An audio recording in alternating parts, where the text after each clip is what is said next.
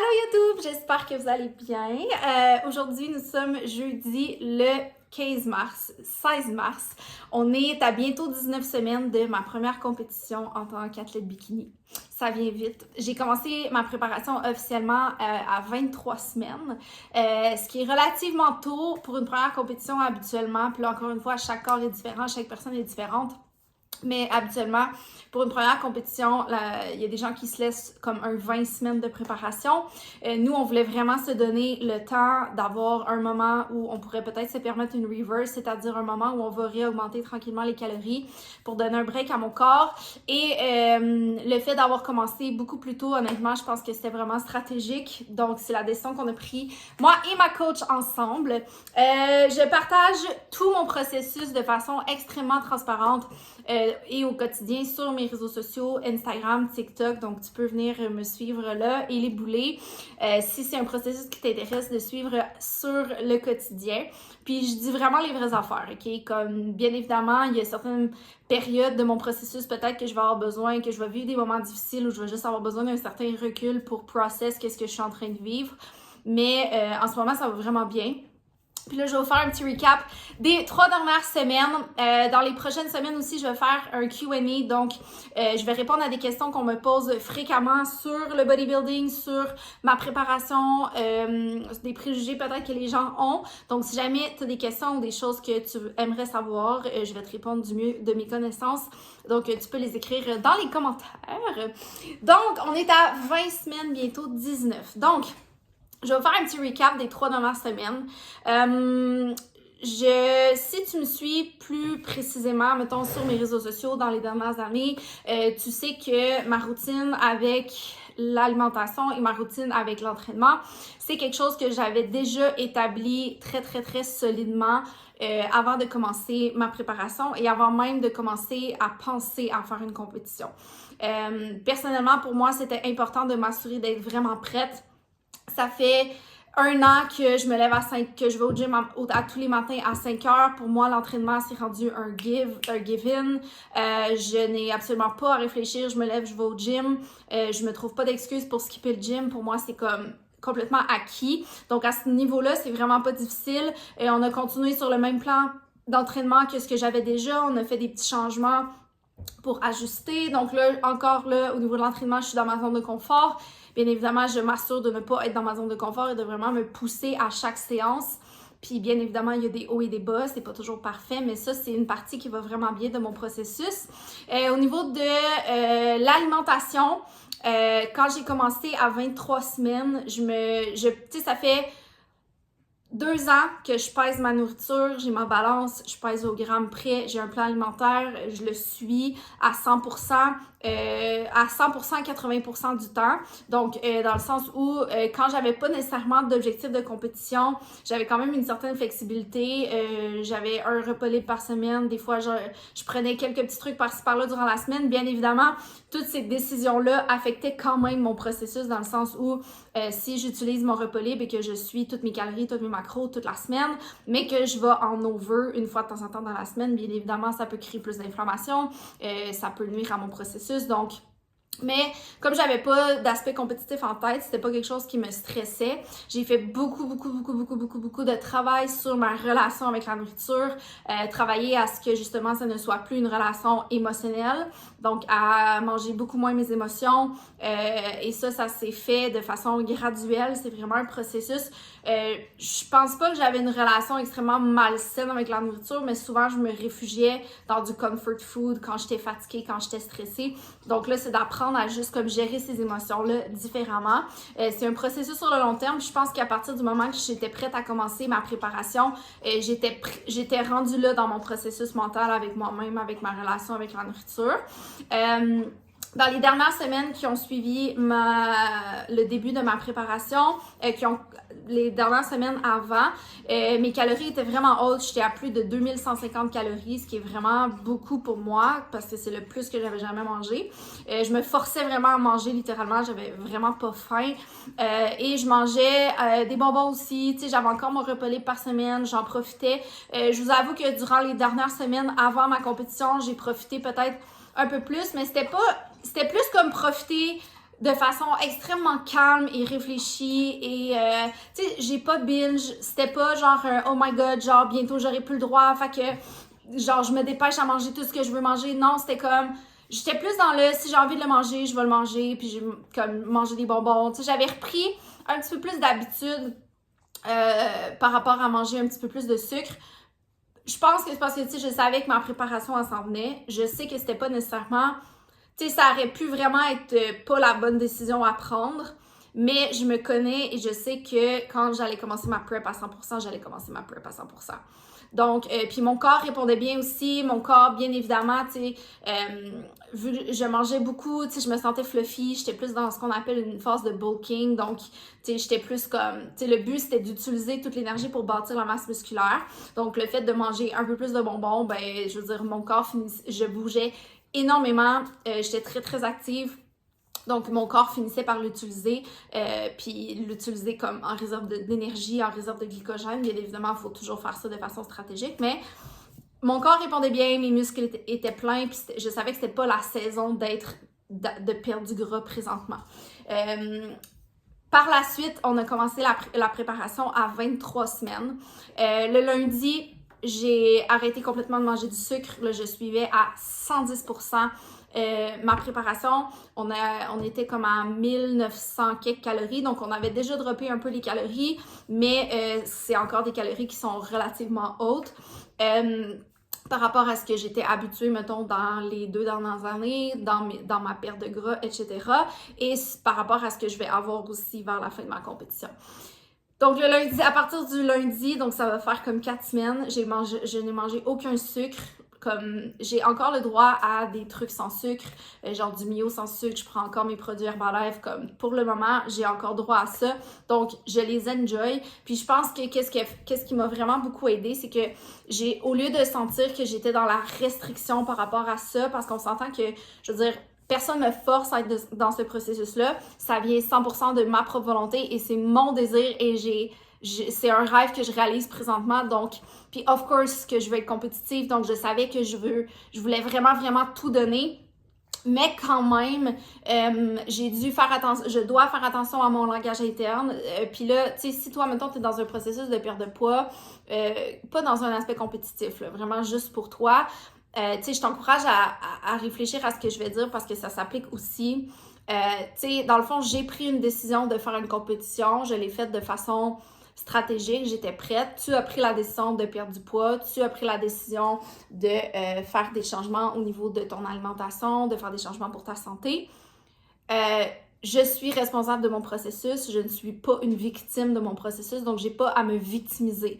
Je fais attention à mon langage interne, je fais attention à, tu sais, quand quelqu'un me dit « Ah, ça, comme tu veux-tu ça? » Au lieu de dire « Non, je ne peux pas », comme je fais simplement dire et me dire « Non, c'est pas en ligne ou c'est pas dans mon plan ».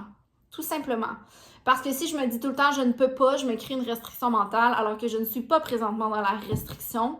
La restriction, souvent, est une perception de ce qui se passe entre nos deux oreilles par rapport à, justement, qu'est-ce qu'on aimerait manger, whatever. Comme, c'est juste pas dans mon plan et ça sera pas optimal pour mes résultats. Fait que, tu sais, si je mange du sucre en ce moment, c'est pas optimal. Je suis en prep, l'objectif, c'est que le pourcentage de gras descende de façon stratégique et comme linéaire. Bien évidemment, le poids sur la balance fait ça constamment et ça, c'est tout à fait normal.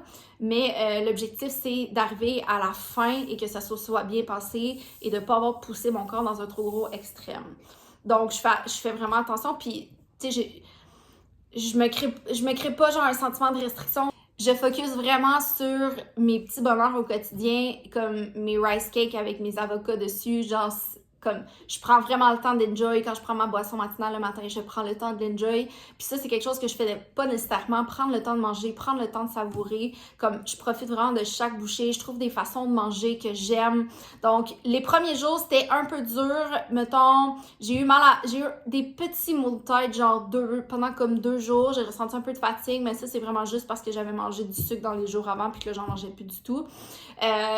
Comme je ressens la faim.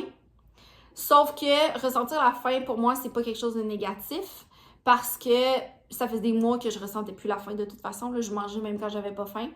Puis la faim, on s'entend, en ce moment, je suis vraiment pas en train de m'affamer, mes calories sont hautes, comme j'ai vraiment beaucoup de nutriments, ça va vraiment bien. Fait que, tu sais, le fait de ressentir la faim, ben, c'est juste un signal que mon corps m'envoie. Je m'assure de boire beaucoup d'eau. C'est sûr que il y a beaucoup de choses qui peuvent jouer aussi sur le sentiment de satiété, mais tu sais, je mange, je me sens pleine, j'attends mon prochain repas, je le savoure, je suis satisfaite. Fait que, honnêtement, au niveau de l'alimentation, ça va vraiment bien.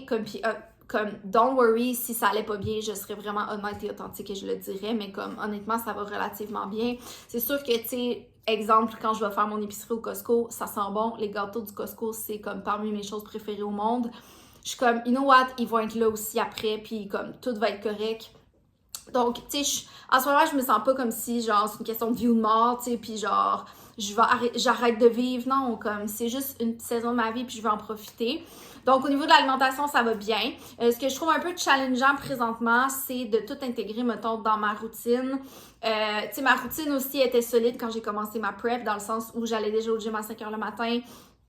J'avais déjà une routine extrêmement bien établie par rapport à ma préparation, mon meal prep, etc. Là, ce que je trouve challengeant, c'est que, tu sais, je pratiquais déjà mon posing avec mes talons, mais là, je dois vraiment le faire no matter what, peu importe comment je file. Mon stretching aussi, tu sais, veux pas, mon corps devient un corps d'athlète. Le posing, c'est vraiment exigeant pour le corps, là, ça a l'air de rien, mais comme, il faut vraiment être flexible du haut du dos, du bas du dos, tu sais, c'est vraiment exigeant. Puis, je dois faire comme le rouleau sur mes muscles, tu sais, c'est comme, je dois vraiment traiter mon corps comme un corps d'athlète, pas qu'avant je le faisais pas, c'est juste que là, je dois le faire de façon vraiment assidue, vraiment sérieuse et vraiment constante.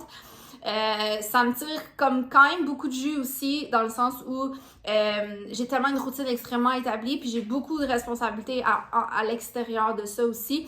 Fait que là, j'ai dû comme faire des choix, faire des priorités. Tu sais, j'avais des choses de prévues certaines fins de semaine, ben là, je sais que pour la durée de ma prep, il va falloir que je fasse attention, que je dise peut-être plus non à des choses parce que justement, à la fin de semaine, j'ai besoin de me reposer. Je veux pas, je me lève à 4 heures à tous les matins, donc tu sais, des fois, quand tu as une moins bonne nuit de sommeil, ben c'est plus difficile. Puis ensuite de ça, tu sais, je me lève, je m'en vais au gym, je pousse fort, je m'entraîne fort, ma journée va vraiment vite. Donc, j'ai besoin de certains moments de repos la fin de semaine. Puis, j'apprends aussi vraiment à relaxer, chose que je me suis jamais vraiment permis dans ma vie.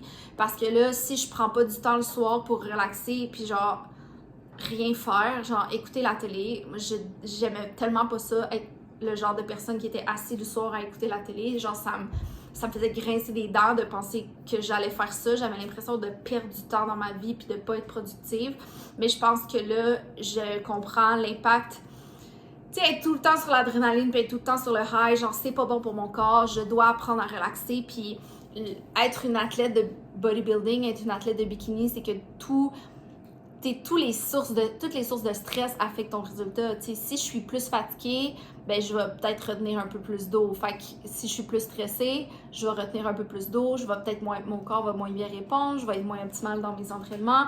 Donc, j'ai pas le choix de vraiment faire attention. Puis, dans certaines périodes, il y a des journées où ça va vraiment bien, puis il y a des journées où je suis complètement crash à 5h30 le soir, puis que je suis genre, juste aller chercher mon lavage, c'est comme c'est pas facile. Mais j'essaie aussi de changer ma perception parce que je le sais qu'en ce moment, je ne suis pas fatiguée comparé à ce que je risque d'être.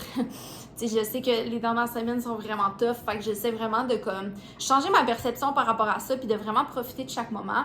Mais overall, ça va quand même vraiment bien. Tu sais, of course, ça a ses challenges, mais j'ai pas fait ce processus-là pour que ça reste facile. Comme j'ai fait ce processus-là, j'ai acheté un petit journal que j'ai montré sur mes réseaux sociaux, mais que là, j'ai pas avec moi, mais je vous le montrerai. J'ai acheté un petit journal que j'écris dedans comment je me sens, c'est quoi mes victoires. J'essaie vraiment de comme journal, même si je le fais déjà sur mes réseaux sociaux, j'essaie vraiment de écrire pour moi mes victoires, etc. Puis, où c'est que je m'en allais avec ça? Oui, je prends vraiment le temps, en fait, de profiter de ce moment-là, d'enjoy ce processus-là. Je le fais vraiment parce que je sais où que je m'en allais avec ça. J'allais dire que dans mon journal, j'ai écrit c'est quoi les raisons pour lesquelles je veux faire ça. Comme, c'est pas pour le physique parce que, of course, genre, j'aime ma shape en ce moment. Mais tu sais, la shape de stage, c'est pas quelque chose qui est soutenable, c'est pas quelque chose qui est simple, c'est pas quelque chose que je veux garder non plus parce que c'est vraiment maigre. Mais tout le processus, je pense que je suis en train de me rendre compte que je crée une version de moi-même encore plus disciplinée. J'ai toujours rêvé d'être une athlète, j'ai toujours rêvé d'être sportive, d'être dans un sport quelconque. Puis, ben là, je dis toujours, mais j'ai pas toujours aimé l'entraînement, mais comme depuis que j'ai commencé à être active, j'ai toujours rêvé de comme trouver un sport dans lequel j'allais vraiment performer. Avant, c'était l'équitation, maintenant, c'est rendu ça pour le moment. Je l'ai fait parce que je veux me prouver que je suis capable d'accomplir absolument tout ce que je veux. Ça va être difficile, of course, mais j'ai vraiment remis ce processus-là entre les mains de Dieu, puis je suis extrêmement croyante. Je crois que toute ma vie au complet est dirigée par The One and Only, puis je lui ai vraiment, comme avant de commencer ma prep, quand j'avais vraiment peur, j'y ai vraiment remis ça, puis je me suis dit, you know what, quand ça va être tough, comme je sais que tu vas être là, puis je le fais pour ta gloire. Pas dans le sens de il faut que je gagne, comme juste dans le sens de je vais ressortir winner de tout ça, puis je sais que je sais que Dieu va m'aider dans les moments difficiles. Puis comme pour vrai, en ce moment, c'est tellement relatif, tu sais, c'est smooth. Comme, bien évidemment, j'ai pas encore de major challenges. Of course, ça a ses challenges au quotidien. Mais comme, je pense que comment ça se passe, c'est vraiment smooth, je me sens bien. Comme, fait que c'est ça qui est important. Puis, tu sais, je veux me prouver à la personne que j'étais, que j'ai jamais toujours cru en moi, que je suis vraiment capable d'accomplir absolument tout ce que je veux. So that's why I'm doing this. Puis moi, j'ai trouvé ça à travers le fitness pour le moment. Toi, ça peut être dans un autre aspect de ta vie. Mais voilà. Donc, je suis définitivement en train de me rendre compte aussi que mon mental est beaucoup plus fort que ce que je pensais. Parce que ça fait 4 semaines, ça va faire 4 semaines que j'ai pas mangé de sucre, que j'ai pas mangé de repas libre. Je suis juste extrêmement focus. I want this so bad. Comme, je vais être juste vraiment confiante dans le processus. Puis j'ai décidé d'arrêter d'avoir peur parce que ça me servait absolument à rien d'avoir peur. Donc, je fonce avec des œillères, je suis laser focus, je regarde en avant, je sais où qu'on s'en va. Puis voilà. Donc, 3 premières semaines terminées. Je te rappelle que si jamais tu veux suivre mon processus plus en profondeur, je t'invite à me suivre sur Instagram, TikTok, sur mon Facebook aussi. Donc voilà, c'était le résumé de mes 3 premières semaines de prep.